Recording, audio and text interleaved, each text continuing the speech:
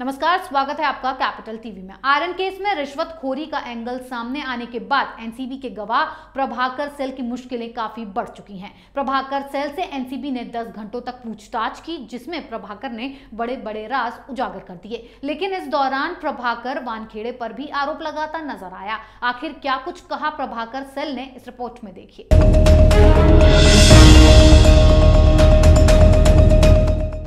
Drugs मामले में NCB अधिकारी वानखेड़े पर रिश्वतखोरी का आरोप लगाने वाला गवाह प्रभाकर सेल अब खुद ही बुरा फंस गया है।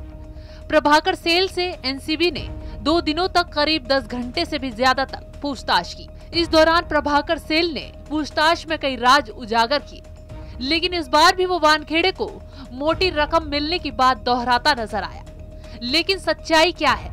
क्या प्रभाकर वानखेड़े को फंसा रहा है और किसके कहने पर प्रभाकर वानखेड़े को फंसाने की कोशिश कर रहा है? इस बात का खुलासा जल्द ही एनसीबी कर देगी।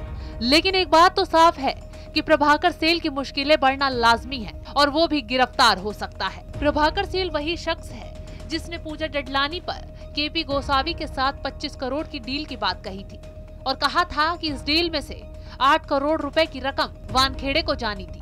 गवाहों के इन आरोपों से मुंबई का सियासी पारा चढ़ गया। विरोधियों ने एनसीबी को तुरंत निशाने पर ले लिया, लेकिन एनसीबी ने भी सख्ती दिखाने में देरी नहीं की और सभी को पूछताछ के लिए तलब कर लिया। वहीं दूसरी ओर एनसीबी के दूसरे गवाह किरण गोसावी की पुणे कोर्ट ने हिरासत की अवधि एक और दिन बढ़ा दी है, यानी कि आज भी गोसावी को पुलिस हिरासत में ही रहना होगा।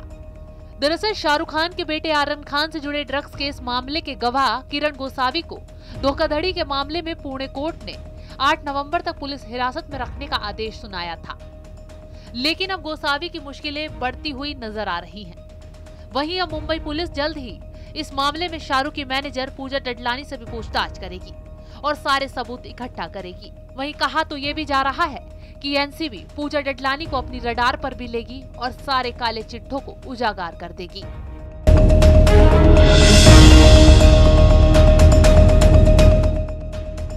ड्रग्स केस में गवाह प्रभाकर सेल से 10 घंटे तक चली एनसीबी की पूछताछ में कई खुलासे किए गए हैं। साथ ही इस बार भी प्रभाकर सेल डील की बात दोहराता हुआ और वानखेड़े को पैसा जाने की बात कहता नजर आया। सूत्रों के मुताबिक एनसीबी ने प्रभाकर से कई तीखे सवाल जवाब किए, जिनका वो सही जवाब नहीं दे पाया है।